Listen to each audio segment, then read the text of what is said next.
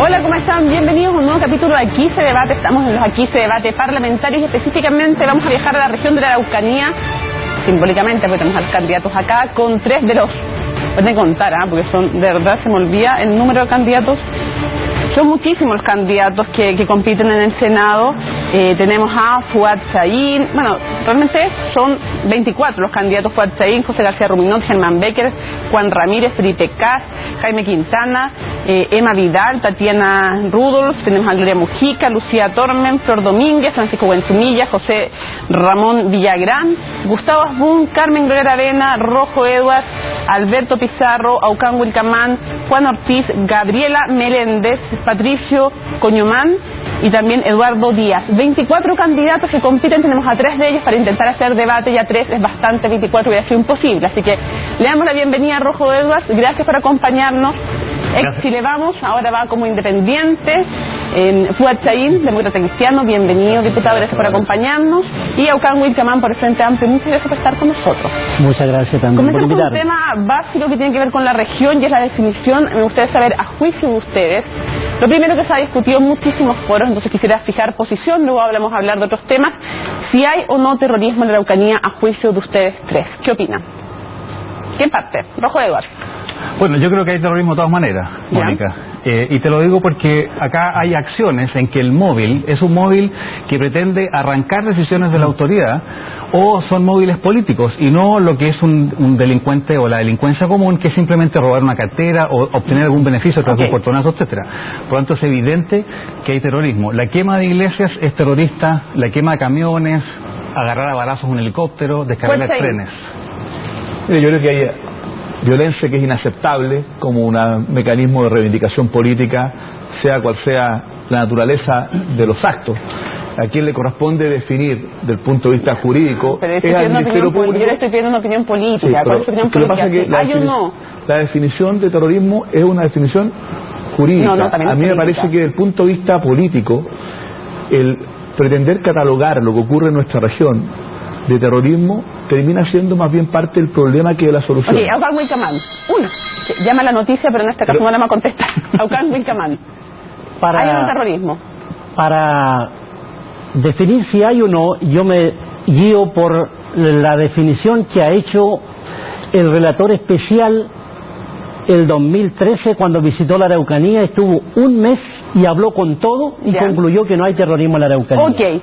Dicho esto, quisiera pasar a un segundo tema, porque aquí hay dos que definen posiciones, hay uno que dice que los tribunales. Entonces yo le quiero preguntar a ustedes, ¿quién de ustedes? Sabemos que la ley antiterrorista tiene cuestionamientos por parte de organismos internacionales, la ONU, la Corte Interamericana de Derechos Humanos, eso lo sabemos los cuatro que estamos aquí conversando. Quiero saber si a pesar de esas objeciones, en caso de producirse un hecho que ustedes calificaran como terrorista, ¿se ocuparían esta ley o no en la Araucanía? Si ustedes, yo sé que a ustedes no les corresponde porque son parlamentarios, yo lo sé, no me respondan con eso por favor, les estoy preguntando si ustedes dependiera o si les parece bien o mal que se invoque la ley antiterrorista. Por favor, que la respuesta no sea los jueces van a saber, los fiscales van a ver, quiero su opinión de principios. ¿Es legítimo o no ocupar esta ley aún sin los cambios que piden los organismos internacionales? ¿Los juegos? Bueno, yo creo que tiene que haber, igual que en todas las democracias, una ley antiterrorista. ¿Puede ser perfectible? Está bien, puede ser perfectible. A mí me gustaría en particular que hayan 3 cambios para que la ley sea más útil y realmente nos permita llegar a la verdad y encarcelar a los violentistas o terroristas.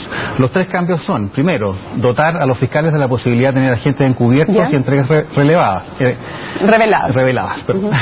Gente revelada. Observadas. Después, lo segundo, sacar los juicios de la región, porque los fiscales también son objetos de presión. Y por último, que se pueden utilizar pruebas provenientes de la ley de inteligencia. Todos se tienen con cosas más efectivas. Hay cuestionamientos desde el punto de vista de derechos humanos. Quiero saber, hasta que no se resuelvan estos cuestionamientos, ¿a usted le parece legítimo o no ocupar esta ley? Lo que pasa es que los cuestionamientos más duros que existían se cambiaron en el año 2014, el 2010, que era el tema del dolo terrorista. Chile no tiene por qué seguir al pie de la letra lo que dice el relator, que es una persona que no conoce bien la realidad chilena. Entonces creo que tenemos que seguir lo que dicen, pero la ley está suficientemente resguardada y se resguardó en 2010. Lo primero es que Chile necesita una buena legislación antiterrorista. Por interés nacional, no tiene que ver con una región en particular. Todos los estados modernos requieren una buena legislación antiterrorista, y a mi juicio eso requiere cambios para darle mayor eficacia, y ahí puedo tener coincidencias con lo que dice Rojo, pero además tiene que tener estándares desde el punto de vista de garantizar el debido proceso. Hoy día tiene muchas restricciones desde el punto de vista, por ejemplo, del acceso a la libertad, cuando la prisión preventiva hoy día termina siendo más bien la regla general, cuando tiene que ser siempre la excepción. Y creo que ahí hay una dificultad en nuestra legislación antiterrorista. Creo que además debe incorporarse, como lo propone Hermosilla, ¿no es cierto?, en su informe, dentro de nuestro Código Penal. Por lo tanto, hoy día la aplicación de la ley antiterrorista lo que hace es más bien estigmatizar, lo que hace es que le da una bandera de lucha también a quienes promueven la violencia, pero para que debatamos, y termina siendo, ¿le parece legítimo no ocuparlo hoy día? Absolutamente ineficaz como acción. No hay un problema, a mi juicio, de legitimidad, porque uno tiene que utilizar las herramientas jurídicas que tiene, pero es ineficaz, es perjudicial para los objetivos que se traza. Entonces el problema es que es perjudicial y no resuelve ningún problema. En concreto, lo que está proponiendo el diputado Chaín es derogar la ley antiterrorista y pasarla al Código Penal. La verdad es que eso no puede ser. Todos tenemos el derecho de vivir tranquilos y libres de terrorismo, y si hay una herramienta a través de una ley, tiene que utilizarse. Derogarla, como propone el diputado Chaín, estoy en contra. Yo creo que no entiende José Manuel Edwards. Lo que establezco es que en el Código Penal exista, ¿no es cierto?, un título especial respecto a los delitos terroristas, y por lo tanto tiene que ver con una forma sistemática de abordar este tema y no una legislación especial. Yo creo que no lo entiende bien Rojo. Como lo ha dicho la última opinión formal y pública de la comunidad internacional, que el uso de la ley antiterrorista es ilegítimo a una protesta social, y mientras desarrollan los juicios en Temuco, se le ha pedido al gobierno que no lo use. En segundo lugar, me parece que hay un uso deliberado de parte del Ministerio Público de la ley antiterrorista. Y digo uso deliberado porque, sin conocer los hechos, incluso estando todavía en la oficina del fiscal, se dice vamos a invocar la ley antiterrorista. Y es por eso que al final, al momento de producirse los procesos judiciales, no se ha aprobado la conducta terrorista, y el 90% de las personas que han sido afectadas con esta ley prácticamente han sido absueltos. Por un lado, entonces, hay una ineficacia de la ley, pero por otro lado, prácticamente el Ministerio Público lo ha usado como una manera propagandística. Me quedó claro. Aquí encuentran que Rojo se encuentra legítimo, se encuentra que es ineficaz. Es bueno para poder hacer un discurso político como el que hace Rojo, pero además el propio ministro de la Corte Suprema, ¿no es cierto?, lo que dice Aner Padilla es que lo que hace esto es subir los estándares de prueba. Entonces lo que genera es más absoluciones que condena. Entonces los que pretenden que la solución sea a través de la calificación terrorista de estos hechos, lo que hacen es perjudicar la investigación, la sanción penal, y además generar estigmatización. Es decir, lo que hacen es profundizar el problema. Para que la idea es que avancemos a otros temas. ¿Quería decir algo? Yo entiendo que el diputado Chaín votó a favor de fortalecer la ley antiterrorista y no lo quiere criticar por eso, pero la nueva mayoría ha votado en contra permanentemente cuando nosotros queremos hacer cambios para que la ley antiterrorista sea eficaz, y por lo tanto hoy día critican la ineficacia, pero se oponen a todo cambio. Por eficacia, porque en definitiva la eficacia ha significado prácticamente una mayor estigmatización, un uso deliberado. Por ejemplo, la Fiscalía utiliza la ley antiterrorista para fines propagandísticos, porque en definitiva no es otra, cuando el 90% finalmente no resulta con aquellas condenas que se esperaba. Yo estoy a favor de modificar la ley para darle mayor eficacia, pero también para que cumpla los estándares del debido proceso. Eso es lo que tiene que ocurrir para que sea una buena ley. Hoy día es una mala ley, y creo que hemos discutido mucho sobre una mala herramienta. Pregunta, ¿se debe negociar o no con comuneros o con personas que estén en huelga de hambre? ¿Como silencio absoluto? ¿No hay una opinión? No. ¿Nadie se quiere quemar o qué? ¿Quién? Sí, ¿Se debe dialogar con? Se debe dialogar con todo, y ese es un principio en cualquier parte del mundo. ¿Incluso y Chile, con alguien que reivindique la violencia? No, mire, Chile... Ojo, no estoy diciendo que los de la huelga de hambre reivindicaran la violencia, estoy diciendo, ¿con cualquiera negociar? El Estado, los distintos gobiernos, el gobierno de Sebastián Piñera y el gobierno actual, apoyaron las negociaciones de las FARC allí en Colombia. Un grupo armado, calificado incluso de distintas maneras, y el gobierno de Chile apoyó ese proceso de paz, apoyó con recursos y le dio apoyo institucional. Lo que llama la atención, que hacia afuera, sin excepción los gobiernos, y tu gobierno estuvo Edward estuvo apoyando, fue el gobierno que inició ese proceso a un grupo llamado terrorista. Sin embargo, aquí se niegan a dialogar en una situación no igual, pero que tienen características distintas, pero al final no se negocia. Si alguien quiere negociar con la gente de la CAM o la UAM, negocian con ellos presos. Antes no. Y los huelguistas de hambre, a mi juicio, lo que hay que hacer es a través de recursos de amparo o lo que corresponda para alimentarlos de manera forzosa. No puede ser. ¿Fue un error lo que hizo el gobierno de Sebastián Piñera? No, el gobierno del presidente Piñera hizo una cosa distinta, fue quitar el dolo terrorista de una ley que asumía... Sí, pero era una ley que efectivamente tenía un problema. En este caso la ley no tenía una presunción de conocer. Te quiero responder. Quiero responder. Yo creo que aquí hay que distinguir dos cosas. Creo que siempre el gobierno y el Estado tienen la responsabilidad de velar por la integridad física de las personas, y eso no significa ceder, pero sí conversar. Otra cosa muy distinta. Bueno, aquí se dieron, pues, diputado. Aquí se dieron. Pero yo creo que esa es una decisión que toma, es una decisión que toma el gobierno, donde ¿fue un error no que el gobierno se diera frente a los huelguistas de hambre? Yo creo que el gobierno lo que hizo fue modificar, digamos, la calificación jurídica de su querella, pero en algo que no tenía ninguna injerencia respecto al Ministerio Público ni de los tribunales. Ya, pero y por lo tanto, lo que hizo fue generar un gesto por una razón de urgencia humanitaria. Lo que yo me pregunto es qué es lo que hubiese ocurrido en nuestra región si uno de los huelguistas de hambre fallece producto de esa huelga. La verdad es que la situación hubiese sido mucho más grave. Otra cosa es la negociación... Estuvo bien, pero ¿por qué no dice que estuvo bien entonces? Pero otra cosa es la negociación política. La negociación política para poder enfrentar... Ya nos vamos a la pausa porque no se la pausa. Sobre la negociación política para resolver el conflicto. Yo le pregunté sobre la negociación en huelga de hambre. Con quienes reivindican la violencia, no se puede conversar. Vamos a hacer una pausa. Vamos a hacer una pausa en Aquí se debate y al regreso seguimos debatiendo sobre esto y más. Así que espérenos, vamos a volver. Continuamos en Aquí se debate aquí en CNN Chile y hemos dejado pendiente la respuesta, diputado Chayín, si es que estuvo bien o no que el gobierno recalificara la querella por la violencia terrorista frente a la huelga de los comuneros. Yo creo que el gobierno se equivocó 3 veces. Primero, cuando anuncia que no va a invocar la ley antiterrorista. Nunca. El gobierno después dice que la va a invocar y la invoca en diferentes querellas, y después de que la invoca ante una huelga de hambre, entonces toma la decisión de recalificar. Creo que un gobierno no puede tener 3 opiniones respecto de una misma materia. Aquí lo que hay que tener es consistencia.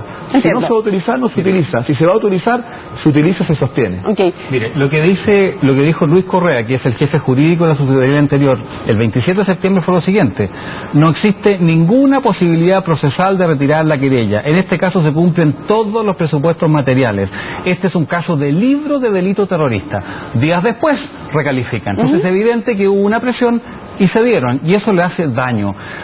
Pregunta, Rojo Evas decía que no había que dialogar con alguien que reivindicara la violencia como método de lucha. Aucan Wilcamán dice que sí y da como ejemplo el apoyo que los dos gobiernos, Sebastián Piñera y Michelle Bachelet, le dieron al proceso de las FARC. Nos faltaba este punto, diputado Chayín, para que pasemos a otros que tienen que ver también con soluciones que se han propuesto para la Araucanía. ¿Se puede negociar o no con alguien que reivindica la violencia? A mí me parece que el diálogo y la negociación tiene que ser con quienes optan por el diálogo y la negociación, no por quienes optan por la violencia, y por lo tanto creo que un requisito previo es comprometerse a renunciar a la violencia. Si es que se renuncia a la violencia como una forma de reivindicación, bienvenido el diálogo, pero que se renuncie primero a la violencia. No, pero ¿sabes qué? A mí me parece en particular la declaración del diputado Chayín, porque el diputado Chayín apoya a los palestinos que hacen huelga en Palestina y apoya los grupos allí que hacen todas formas de lucha hacia afuera. Él, junto a un conjunto de 8 diputados, han firmado carta de apoyo a aquellos presos políticos en huelga de hambre, situaciones parecidas. Sin embargo, hacia el exterior, todo el apoyo, e internamente, prácticamente una posición judía en la Araucanía. Eso me llama la atención. No, lo primero es que son cosas muy distintas. Una ocupación militar donde ni siquiera los palestinos tienen los mismos derechos, ni siquiera tienen el reconocimiento de la ciudadanía.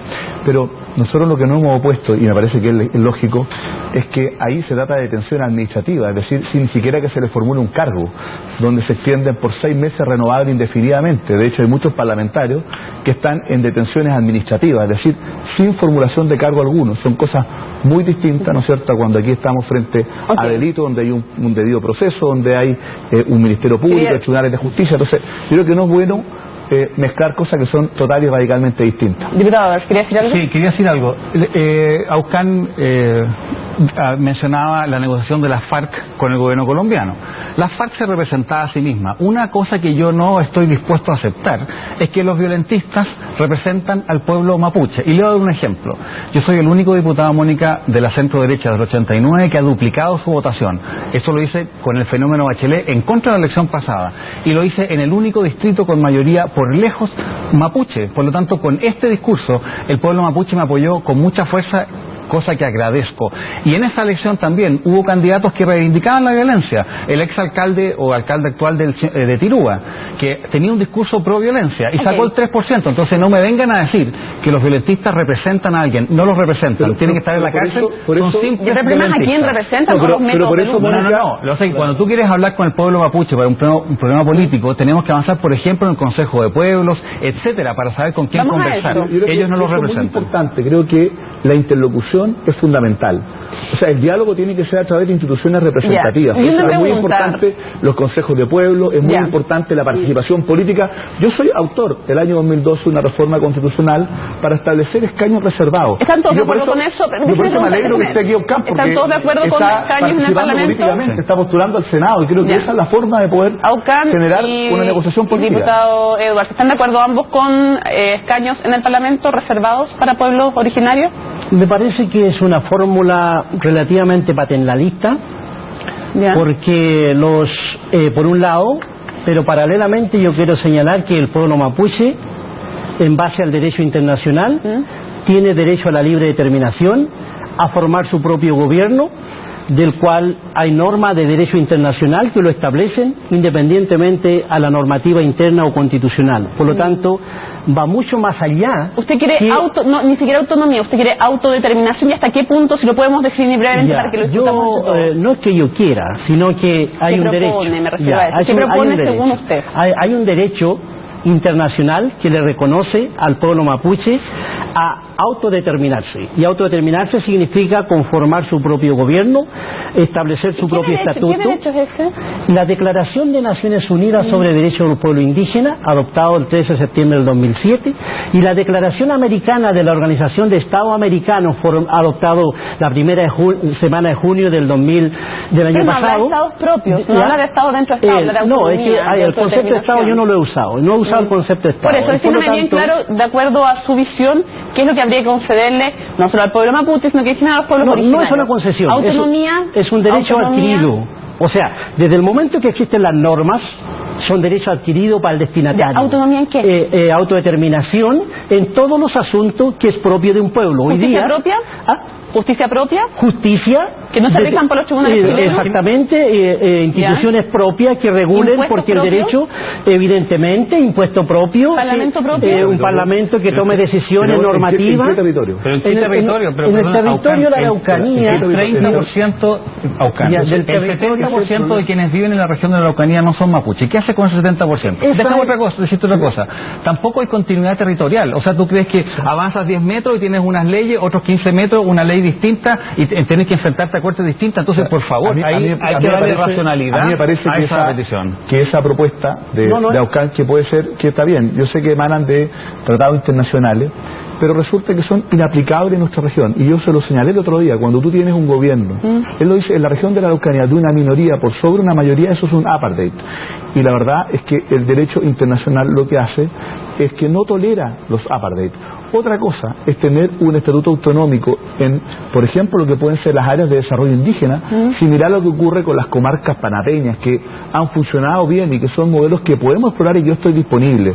Pero lo que se plantea por parte de Aucán, a mí me parece que es absolutamente inviable los términos que lo plantean. ¿Autonomía en qué términos? ¿En justicia, por ejemplo, en algunos, en justicia comunitaria? ¿En qué? ¿Parlamento regional? Por supuesto, tú puedes permitir que dentro de esas áreas puedan existir, ¿no es cierto?, reconocimiento de ciertos procedimientos, ciertas autoridades, de cierto catálogo de sanciones. Tú también puedes reconocer ahí que exista, por ejemplo, una manera de poder administrar los recursos naturales dentro de las ADI. como ocurre en las comarcas panameñas, pero un autogobierno en la gestión en la región, a mí me parece que eso es un régimen de apartheid que no es tolerable. Una cosa es que hablemos de administrar las riquezas naturales, por ejemplo, que existen, o ciertos beneficios a través de programas, y otra cosa es que tengan códigos distintos, leyes distintas. A mí me parece que es absolutamente inaplicable plantear algo de esa naturaleza. Yo, sinceramente, además de que, voy a decir una cosa, el convenio 169 hoy día, por ejemplo, ya lo plantea en materia de justicia penal, lo plantea el 169. Yo hay varios tribunales que ya lo han recogido. Requerimos, a mi juicio, para empezar, un Consejo de Pueblos Originarios que sea representativo, para que a través de la consulta y el diálogo podamos ver de qué manera avanzar, pero plantear a buenas simplemente autonomía por parte de algunos que ni siquiera tienen el apoyo político de su propio pueblo, me parece que es demasiado fuera de... porque me queda una pregunta final para los tres y se nos acaba el programa. Simplemente decir que yo fui legislador de ambas normas, del cual hago referencia, y prácticamente cuando dice aquí que el problema es de tierra, que no es suficiente para tomar estas decisiones autonómicas, y ese es el problema, el acto de usurpación, porque bajo esa lógica tú estás consumando la usurpación de tierra, y es la causa del conflicto en la Araucanía, está consumando los despojos de tierra que hicieron las forestales, y es por eso que ustedes no se comprometen ninguno con derogar el decreto 701, que es la causa de la mayor extensión de tierra y que es la amenaza mayor sobre la biodiversidad, el uso sustentable del territorio en la Araucanía. Y además el concepto apartheid, el concepto de apartheid, yo creo que tú lo usas de manera deliberada. El concepto apartheid se usa cuando corresponde, cuando es un grupo externo. Diputado Edwards, usted ha hecho campaña con la foto de Sebastián Piñera y Sebastián Piñera le respondió públicamente que eso era un abuso de confianza. ¿Va a sacar las fotos? ¿Las sacó ya? Mira, contemos la historia completa, Mónica. Resulta que hay candidatos al Senado de Chile Vamos que se han visto amenazados en que probablemente podrían llegar a perder la elección, y ellos presionaron al presidente. Yo siempre he sido piñerista y voy a seguir siéndolo. Esa no fue la pregunta fue frente a la petición de Sebastián Piñera, que es un hombre de carácter, de que sacara su foto y que era un abuso de confianza. ¿Va a sacar la foto o no? Lo más importante, Mónica, es que gane la elección presidencial, y yo lo voy a apoyar. La forma, usar la foto sin que alguien quiera que la use. Por supuesto que si el comando me lo pide, yo voy a hacer lo que corresponda. No, el comando no me ha dicho nada a mí. Sebastián Piñera lo dijo, que era un abuso de confianza. Para ganar las elecciones tenemos que estar todos juntos, y en eso estoy yo. O sea, no lo va a sacar. Ya, listo. Rojo Evas, Fuerte y Naucán Wilcamán, muchísimas gracias a todos por habernos acompañado en Aquí se Debate.